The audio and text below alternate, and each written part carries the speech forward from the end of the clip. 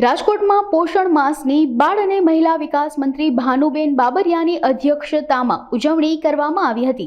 બાળકમાં કુપોષણનું પ્રમાણ ઘટે તે હેતુથી પોષણ માસની ઉજવણી કરાઈ હતી। આ કાર્યક્રમમાં આશા વર્કરો, આંગણવાડી કર્મચારીઓનું સન્માન કરવામાં આવ્યું હતું। આ ઉજવણીમાં રાજકોટ ઝોનલ વિસ્તારના તમામ આંગણવાડી કાર્યકર્તાઓ ઉપસ્થિત રહ્યા હતા।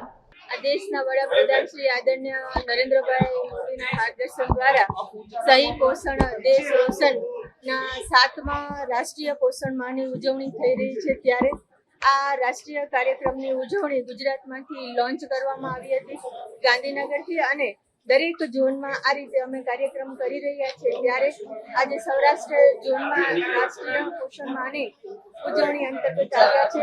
આપણા રાષ્ટ્રને સુપોષિત બનાવવા માટે અને ગુજરાતને સુપોષિત બનાવવા માટેનું આ અભિયાન છે। Thank you.